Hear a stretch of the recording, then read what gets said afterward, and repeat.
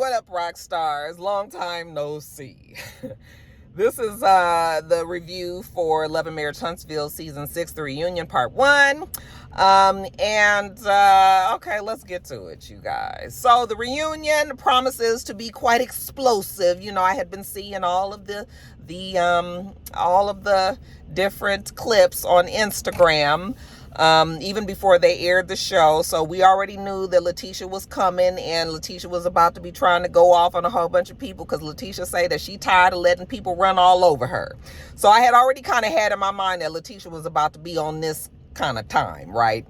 So with that in mind, you know, when they first all get there, everybody is getting there to get dressed, you know, going on to their dressing rooms and everything. Then we have Carlos King, who has to be the happiest fucking interviewer out there. It's just like, you know, every time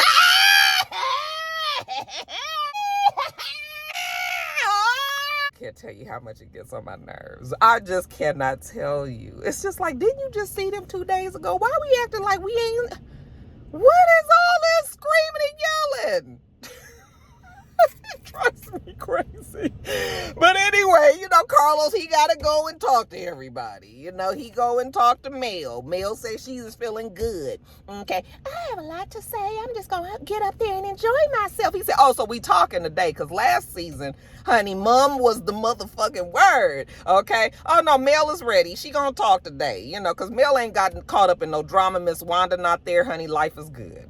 Then he goes on to the I think he goes on to the sky. He goes to everybody's room. He goes to the Kimmy and Maurice's room, you know, and he giggles and laughs with them in there. And then he go and see Martell. He go see Courtney and Stormy. You know, he go see all of the people. He ends it up right at the Scott's, Letitia and Marceau's room, and when he goes in there, they got on boxing robes and shit. Yeah, we ready for this reunion, and like I said, some people are really looking forward to being able to say whatever the hell they want to say. Okay, and that some people would be Letitia. Letitia says she ain't letting nobody live in this one. Okay, because she tired of it. She tired.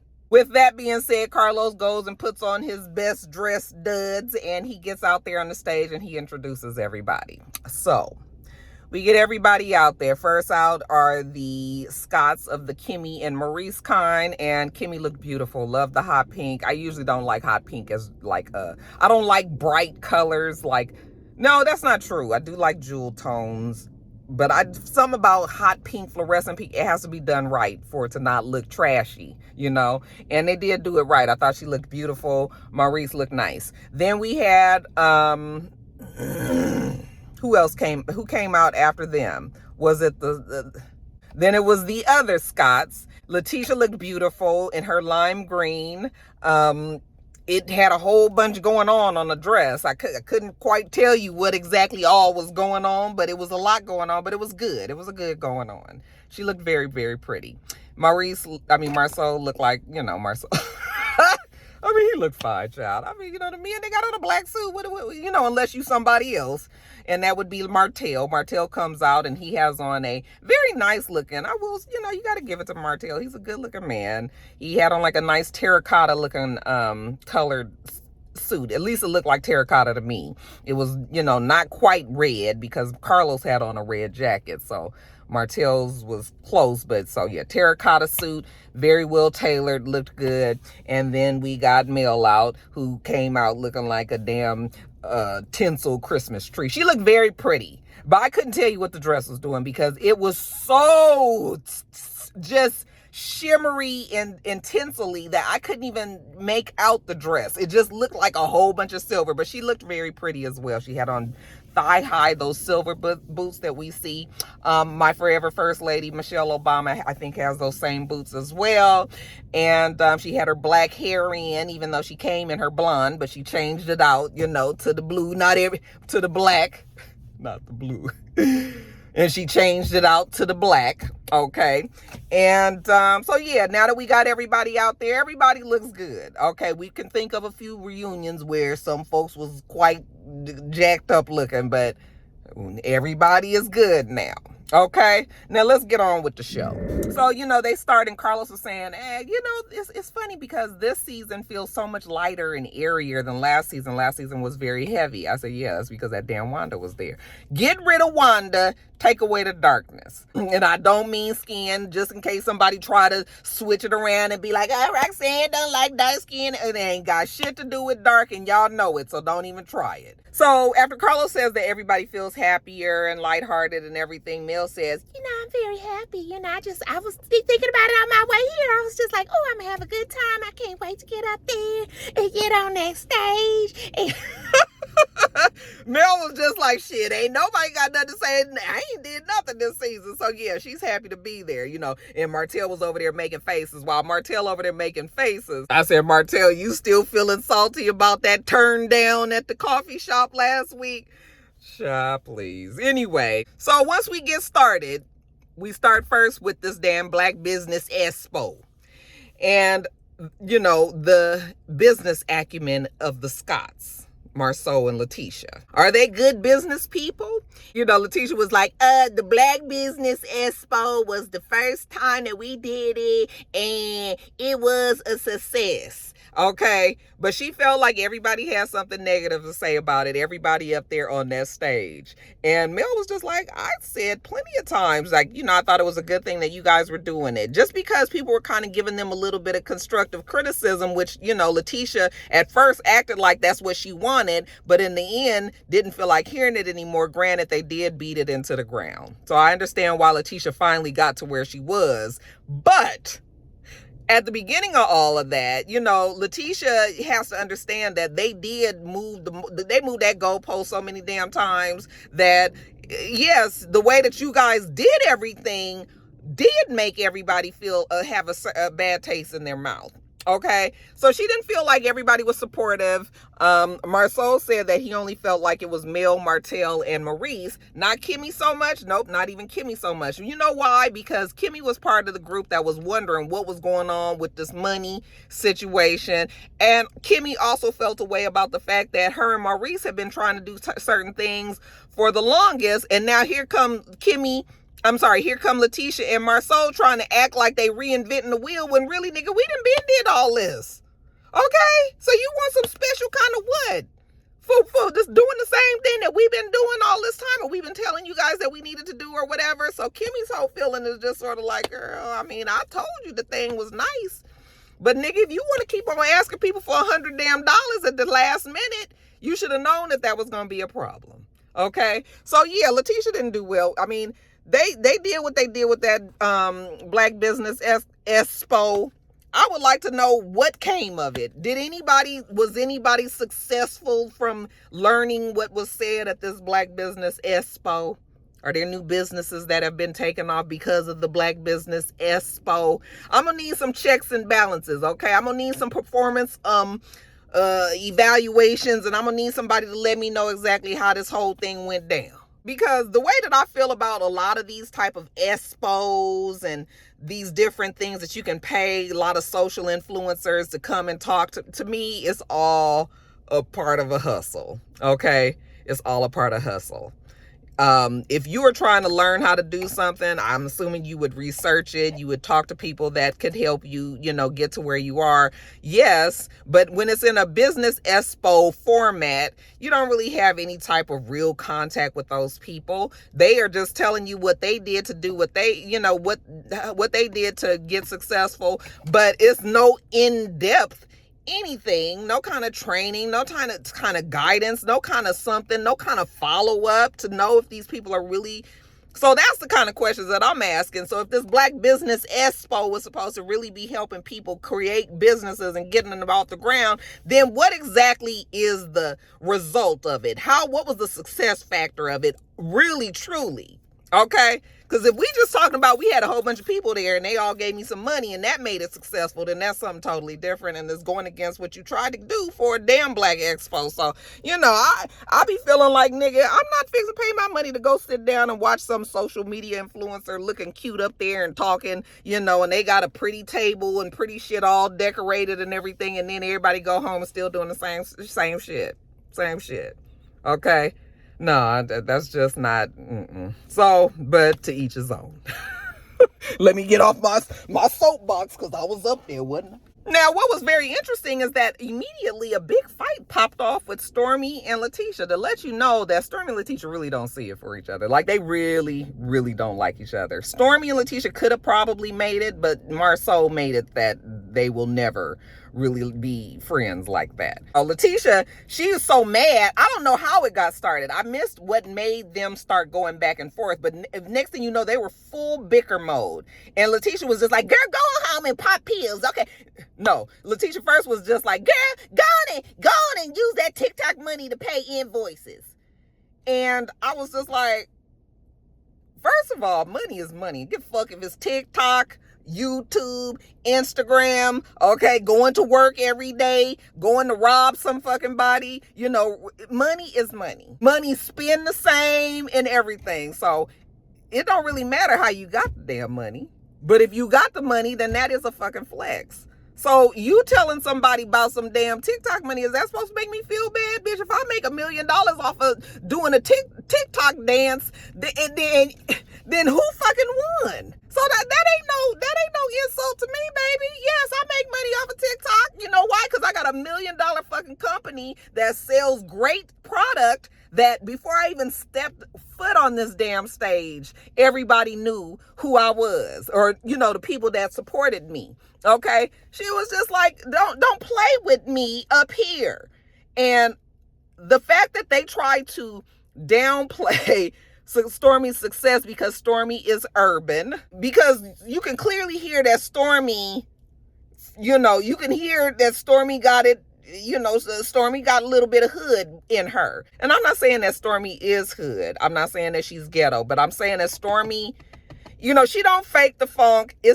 She keep her accent. You can hear it, you know, and she was like, bitch, don't play with me, ho. Don't fuck with me. Like, I will. Who you think this is? So, you know, when she said that, and even Marsau was like, okay, Letitia, you're doing too much. You're going too far. And she was just like, I'm not going too far. Like, whatever.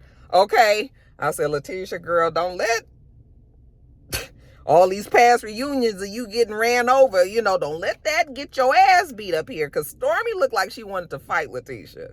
Okay. All these pretty dresses and everything. I said, I bet you that Mississippi show would have came.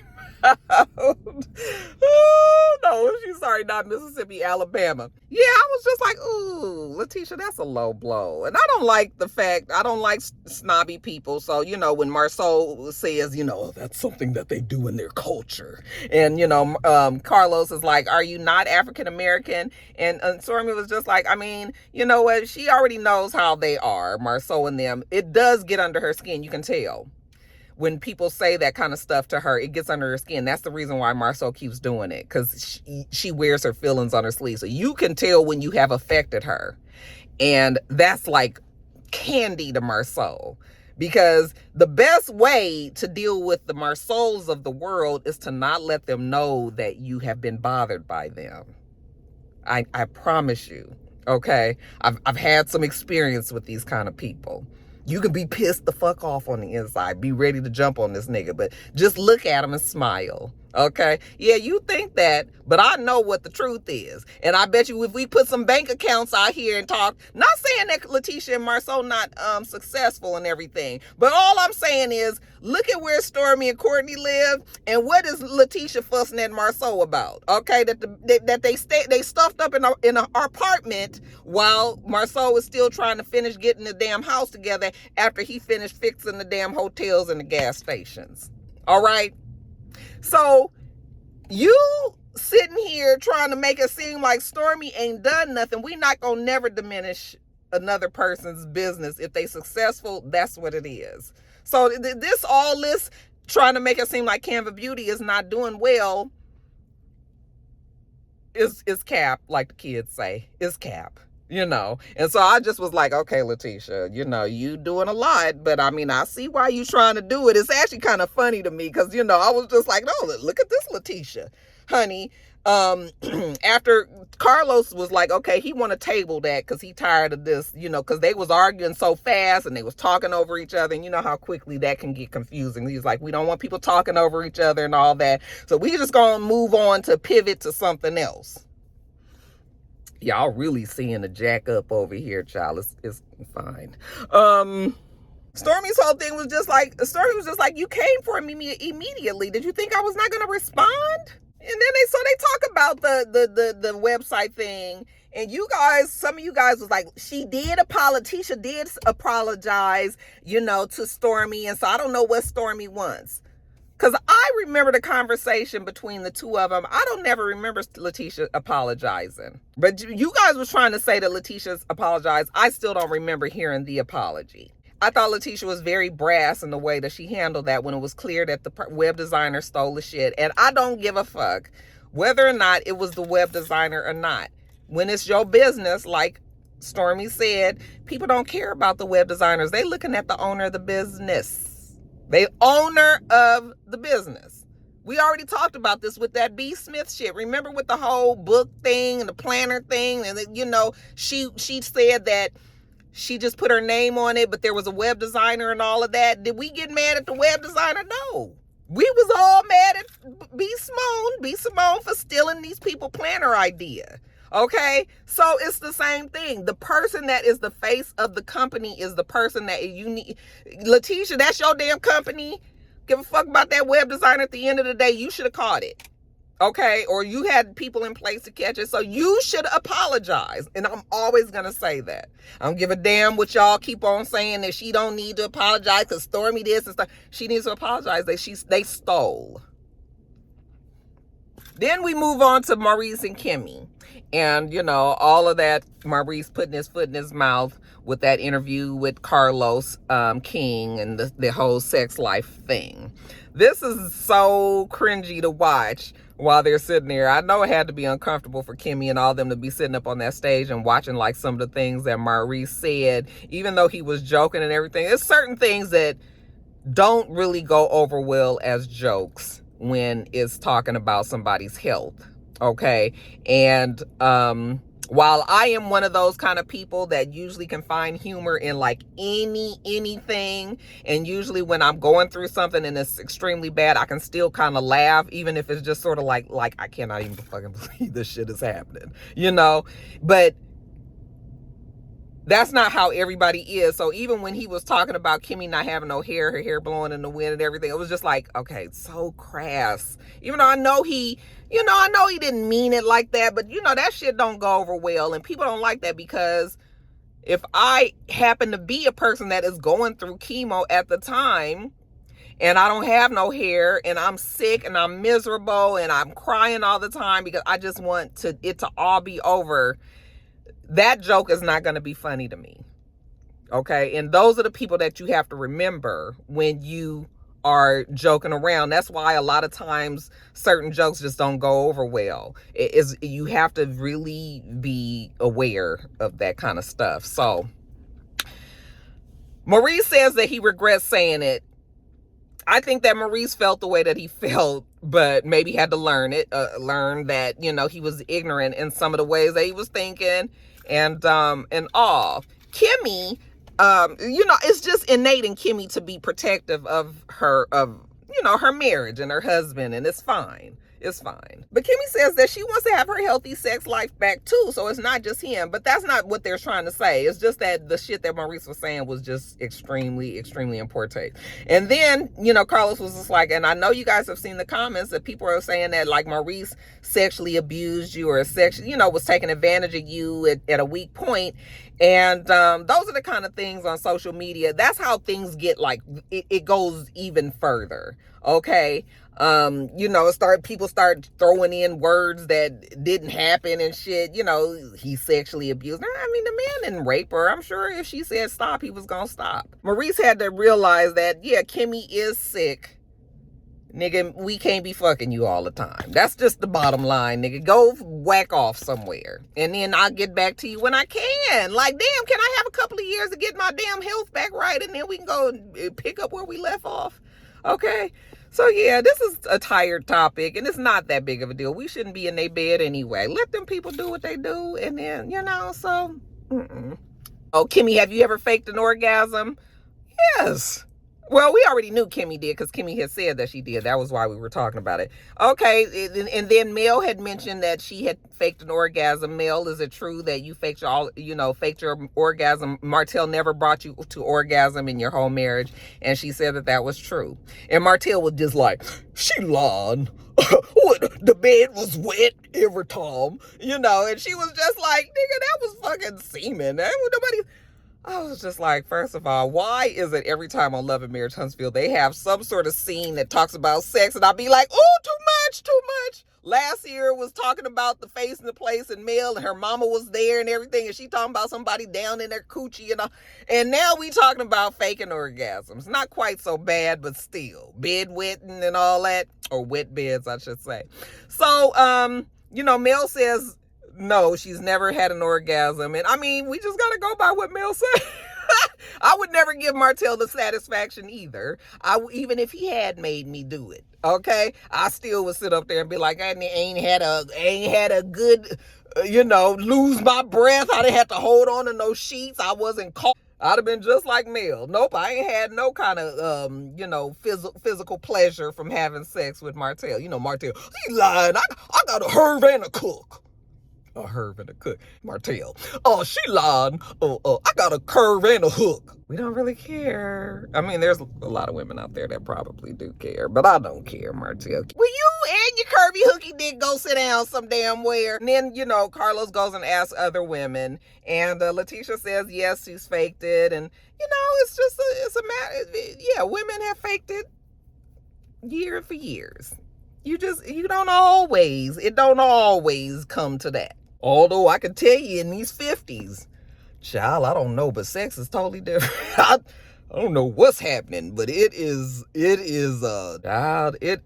truly good time. That's all I will say to your mind. The only people sitting up there that say they don't fake it is Stormy. Stormy said that Courtney make her come every time. I said, oh, okay. Good for you, Courtney. Child, I forgot to tell y'all about Courtney and Stormy coming out, didn't I? I feel so bad because Stormy's dress was very pretty. I love the pink. It was beautiful. Courtney, I was like, Courtney, I'm gonna need you to just not be in all pink. And then the shirt was tucked in. Okay, and we love Big Papa. Listen, we love big bellies. Mr. got a belly, we understand it and all. And Mr. used to be much bigger. So, like, I do like a good big man, all right? But I'm going to just need you to, I'm going to just not, and maybe it could have been pink, but maybe just not that flowy material that was clinging so much. Because, baby, we was clinged on titties, stomach, just all this. And I know the look that they was going for. Maybe we just no. So they take a break and they go in the back, and Marceau is telling Letitia that she's doing too much, and she say she tired of taking it from everybody, so she just gonna say whatever she want to say. So he would just better buckle up and enjoy the ride. And then we see Martell and Maurice, which is like the funniest because we got both of these niggas in a damn conversation together. One that just is extremely highly sex to the point of almost toxicity, and Martell over there with his curve and hook and nowhere to put it, and his bruised ego over the fact that Mel sat up there and said that he has never made her come. Okay, and he was just like, he know that she lying. The fact that you are even saying them things make you look so stupid. It's just like, Martell, you should act like you don't even care. Boy, do I need to give him man classes? And Martell is acting. Now, you talking about acting like a bitch. You know who acting like the bitch up there. So after the break, we have a segment where the ladies all sit down with Marceau. So basically, we have all the ladies of the show up on the stage.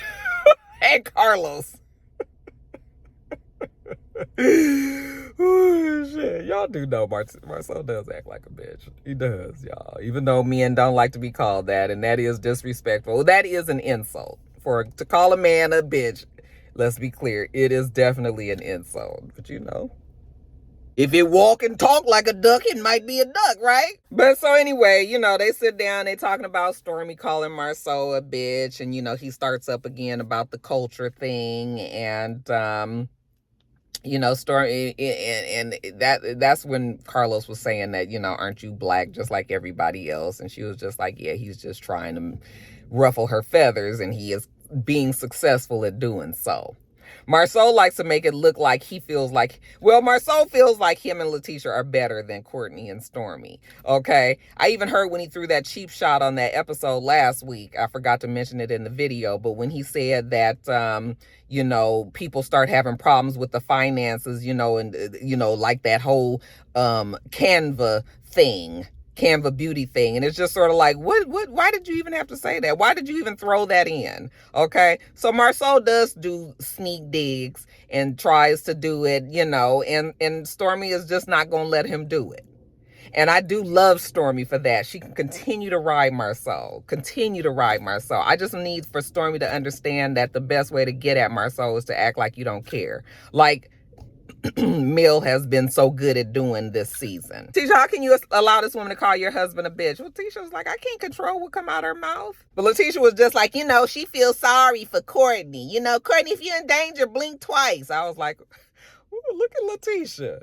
Definitely been coached. It's so clear that she done sat down with somebody and they was like, okay, so then when you get a chance, make sure you say this and make sure you say this and you make sure you say this. If you guys don't think that these girls don't get coached or these people don't get coached before they go on these reunion shows, I know something. I mean, Cadillac Kim on YouTube used to give the Real Housewives of Atlanta comebacks and reads and shit all the time. So it definitely happens. Somebody sat with that damn Kim, Letitia to try to make sure that she got her cute little reads in. Now, Marceau said that he doesn't value her word enough to care. And I think that is true. Marceau doesn't care about what Stormy and Courtney thinks. But I do think that is pretty low blow the way that they're trying to make it seem like Courtney and Stormy are just like some folks that ain't really got a for real true blue business that is doing well out there. It's mind-blowing to me, but I think that Marceau also knows that a lot of people just watch this show. People don't read. People don't go Google and research and all that. But she was just like, baby, you can Google me and you will know exactly what I've done. Don't sit up here and play with me. Marceau, do you want Letitia to be successful? Because Mel is up there too. And we remember when he had to dig about Mel just selling t-shirts. And I was just like, it's so clear that Mel does more than just sell t-shirts. Okay. But, and Mel did have a t-shirt that said, I just sell t-shirts. And it was like a 3X or something. And I was just like, well, if you don't have your girdle on, Marceau, that you had on when y'all had that fight that day, like if you don't have that on, then you probably would need to wear a 3X. But anyway, Marceau, is it that you just don't want your wife to be like Mel, who's a successful, independent woman? And he was just like, I don't want my wife to be single. Okay, I don't want to get a divorce. No, that's not what we asking you. Do you not want her to be successful? We started talking about the fact that Letitia was saying that she wanted to go back to being a stay-at-home mom. And Mel was like, wait a minute, what? Like, that was a conversation? You can't be serious after this girl kept on saying that she wanted to be a boss. She wanted to be a boss. That first season, honey, you could see it in her eyes. She was hungry. She wanted to be just like Mel. It's undeniable. Okay. And then she got what she wanted. I don't think that she's just like Mel, but she's gotten to the point where she's got her 3 degrees and she got her businesses and everything. To me, I also think that there is a lot of toxicity and just into telling people that everybody has to be entrepreneurs. Everybody has to go and have 3 and 4 streams of income. Everybody has to do this. Everybody has to do that. Is a lot of pressure on people, and it's not realistic. The reality is folks have one job, they take their ass home, and they home. Okay? All this hustle mentality, always having to feel like you got to be creating something. What are you trying to chase? Who are you trying to impress? What are you trying to do? Why is it that you feel like you have to have all of that in your life? Okay? You are burning the candle at both ends. Letitia is fucking tired, but now she has to hold up the image. There's nothing wrong to feel like you want to go back to a more easy life. Why the hell do I want to be stressed out all the time thinking about all these 15,000 businesses and everything? I mean, if that's what you want to do, that's great. I'm not saying that it's bad for people to really want to be like extreme entrepreneurial hustlers and getting it done and having all of this stuff. But it's okay if that's not what you want to do. It's okay if you just want to get a damn job and go home. It's okay if you want to retire after 20, 30 years. Okay? You ain't got to be hustling all the time, Jada. Even with your kids feel like they only 20, These kids is in their early 20s and feel like they're supposed to have it all figured out. Some people 40 still ain't got that shit figured out. Stop putting the pressure on your damn self so much. I'm getting up on the soapbox again, huh, y'all? I'm sorry. Let me stop. But, you also have to be careful what you ask for. Letitia wanted it. Now Letitia got it. Now Letitia thinking like, damn, it wasn't so bad to go back to being at the PTA and all this. And so then Marceau gonna say, if Letitia wanted to be like this extremely independent person that was super successful and went and did all of that, she would lose her kids. I said, see, this is what I'm talking about. Why we got this fool up on this stage? Because why are we talking to him? Because you fixing to sit up there and offend many, many, many successful women of all races, okay, that are single, that have kids, that take care of their kids, and still run their businesses or whatever it is that they have to do. That does not say that you can't be there for somebody. It's all in the way that you manage things. Now, it can be a mess, and you can lose your kids, okay? And we hear people talking about the balance all the time. Candy and Todd and her family is a perfect example. But you're not going to sit up here and say that only women who are less successful are there for their kids than the ones that are super successful. You're not going to say that. And when Stormy said that some shit, it ain't even been studied. You just sitting up here just saying some shit just to be saying it. And that's exactly why we need to get Marceau and the women off the stage with this. So then we move on to the next segment, Kiki. Oh, hey, Kiki. Oh, you look good. Oh, thank you. Okay, looking like Letitia. Oh, she looked better than Letitia. You guys look like fucking twins. Okay, that's not an insult. She finally says it's not an insult. She's a beautiful girl. Tisha and the family, they all beautiful. They are very good looking women, Wanda included. Okay. Shout out to Miss Wanda out there. But here we go, you guys. Because this whole thing with Kiki is tiring, because we see in the package that Letitia and Kiki had agreed when they sat down at that exercise thing that Kiki was going to leave any talk about Tisha's marriage out of her mouth, and then turned right around and was talking about it with Mel. Okay. So Kiki is wrong all the way around, because why are you so busy talking about Marceau and Letitia's marriage? Now, Kiki, why did you break your pact? And she was just like, well, I didn't really break my pact. It's just that I was on the phone with my cousin such and such, and my cousin such and such had just said that what had happened, and so that's what I was telling Mel. That teacher was in denial, and that, Marceau was cheating on her. And Letitia was like, you know what?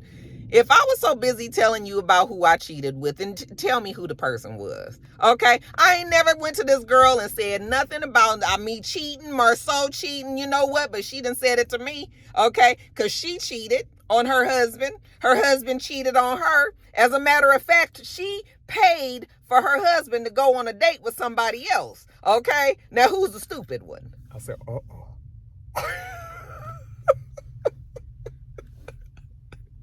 And I think I could hear Kiki over there going like, and so what? And I was just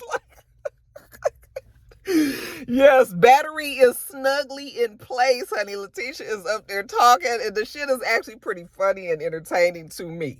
Okay, because Letitia got that look on her face, nostrils kind of flared a little bit like, honey, I'ma just say it.